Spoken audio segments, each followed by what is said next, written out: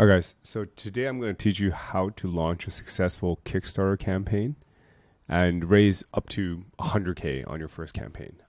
That's what we did for Far and Away, and I'll talk about the steps required to do so.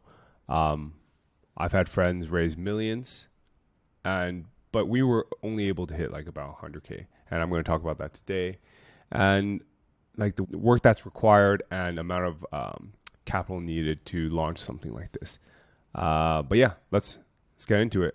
First off, let's get on the creatine. Today I'm just gonna eat this rock.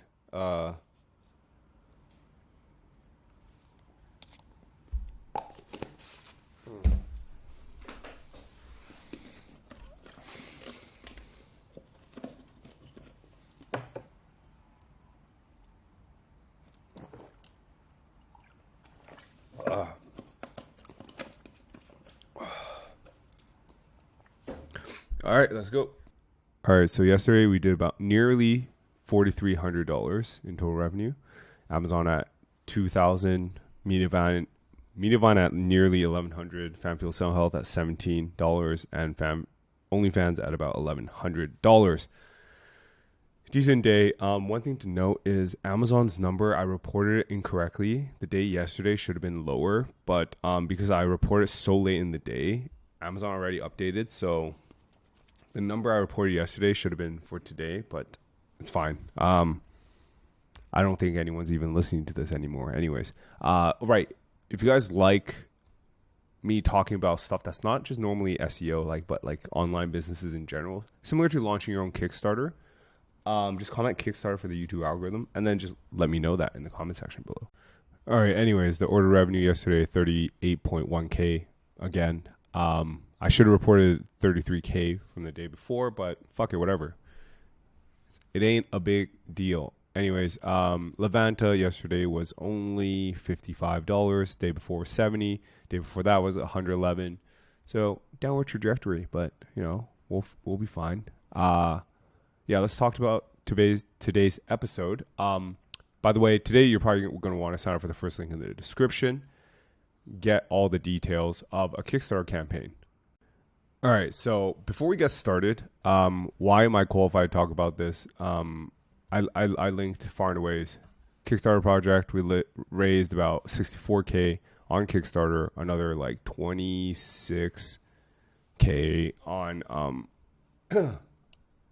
upsells, and total to about 90K euros, which is about 100K US dollars.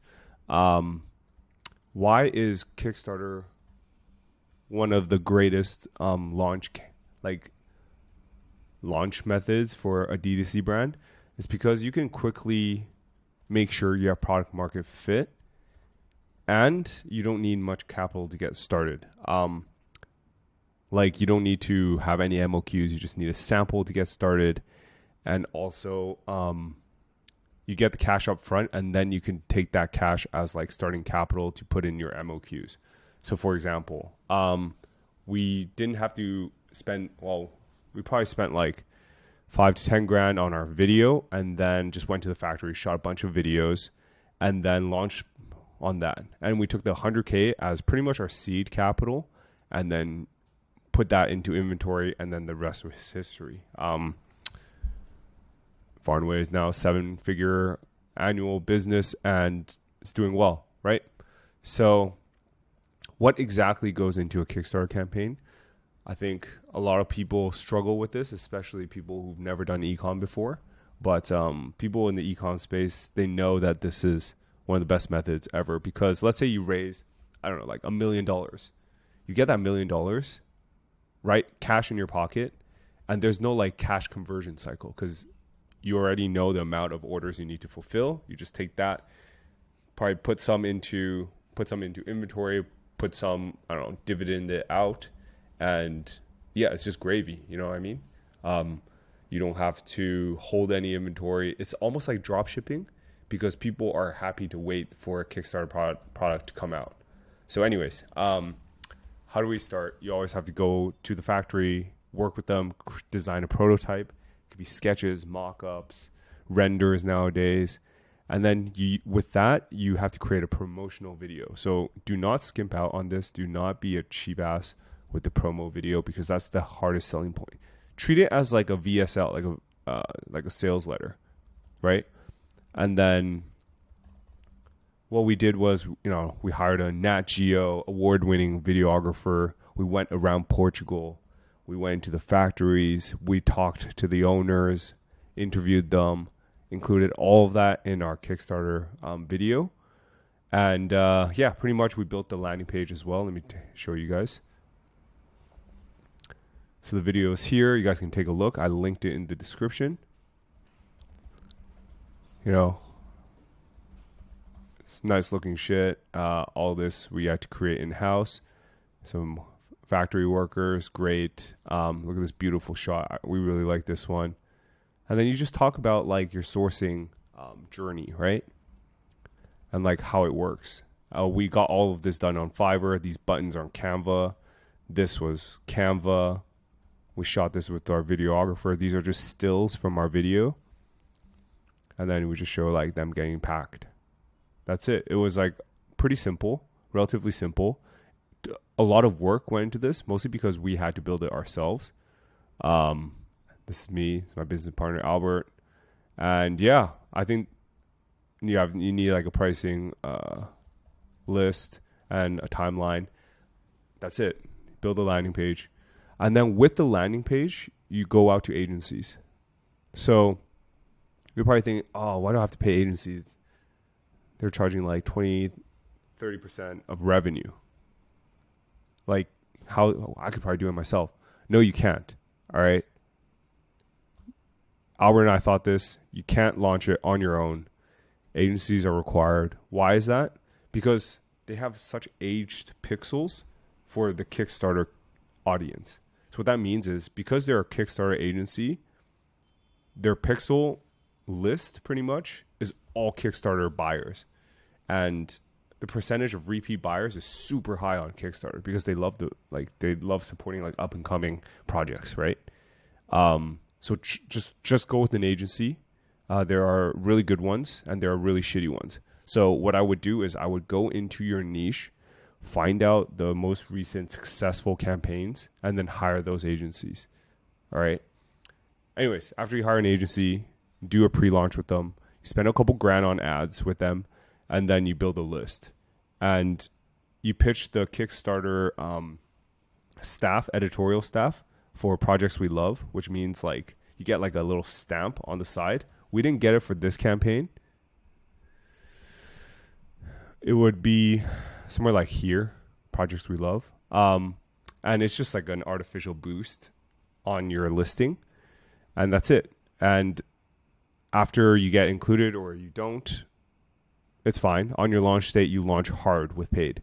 Like first day, you should be spending by far the most money. So the spend should go like the highest on the first and last days, and everything in between will be like a scale down, right? It'll be like a U-shape spend. The reason why you want to launch hard is because the Kickstarter algorithm really promotes like projects that just launched. So they rank them really high in like, I don't know, for example, under the design category, shit like this. Do you see? Like projects we love here. And you just get a huge boost. And it's pretty much like Google. It's like an Amazon ranking algo. Like the more sales you have, the higher you rank on Kickstarter. And the higher you rank, the more sales you get. So pretty much what you want to do is you want to try to break even on ad spend, and then you get the organic purchases on Kickstarter. That's the whole like play you're going for. And yeah, I hope that was like a good enough quick rundown of how to raise 100K on Kickstarter. If you like episodes like this, let me know in the comment section below, and I'm going to answer some questions now. Hi Jackie, for rank and rent projects, do you initially set up the website citations and backlinks before seeking a client, or do you find a client first? I would try to look for a client first, and then just work from there, because selling is the hardest part. When you try to use your exact strategy for HVAC case study, do you think it'll work for a local marketing agency brand, or is it too competitive? It's pretty competitive. I probably wouldn't do that. What niche would you target? I don't know your financial situation. It's really hard to suggest a niche. Like, I don't know your skill level as well. So, sorry. Hi, Jackie. When building a rank and rent, do you necessarily need to have a business already in mind? Yeah, so similar question, I guess. There's a couple ways to do it. You could build it first and then sell, or sell it and then build it. I prefer selling and then building. So, for example, if you guys have any clients in a niche that's willing to rent, let's work together. I'll do it in public. We can make money together and we can split the profits. Hey, Jackie, can you tell something about getting clients for rank and rent? Do email work best? Yeah, email's the best. Phone call is the best if you have an American accent and you speak in the same accent as the person you're selling to. Great seeing you achieve financial freedom and retiring early. Thank you. How do you approach adding a second GMB to a website with a GMB already? Subdirectory. So, for example, there's a couple suburbs in Vancouver. There's downtown Vancouver, and then there's Burnaby. So I would be indexy.com/downtown Vancouver, indexy.com/Burnaby, shit like that. New to SEO, if it's still reasonable to build info or niche products, if I want to make 1 to 2K a month. 1 to 2K a month is low enough that a couple rank and rents will get you there. That's probably easier right now. Jackie, you don't have to lie to us. We accept you regardless if you're 4'11". Keep killing it. Thanks, Zishan. Thanks for the video. Much appreciated. Good luck with the Google spam update. Appreciate it. Maybe it's not the type of human content. Maybe you're writing for SEO purposes, not for your user point of view. No, do you think so? I mean, I could try that and let you know. I'm down to test it. Walter says, for rank and rent without GMB, can you just use a fake address? Yeah, you can. Yeah, try that. I read that you raise funds for Kickstarter. Yeah. So, are you drop shipping or white labeling? What is your supplier manufacturer located? China? Watch today's episode. Give my Kickstarter a read, because asking where my manufacturer is located shows that you didn't even look at my landing page. So give it a look and then ask some better questions. And after today's episode, but I did the episode for you today, Gaurav. So you owe me at least 1 month in advice. No, it's the camera angle, I think, makes you look shorter on stream. Unlucky on the Google spam update. Thank you. Do redirects still work out? No. How much are you charging for a local business for Physio East Vancouver? It's a freebie from a friend. Creatine with seltzer for the algorithm. Thank you. There's no way you could retire. Privacy Defense says, for real, 0 shot. Thanks, I guess. All right, that's all the time I have for today, guys. I got to hit the gym. Then I got to hit the conference because I'm already late. It started about 45 minutes ago, but it's all right. That's it for today, guys. Comment Kickstarter for the YouTube algorithm, and I'll catch you guys later.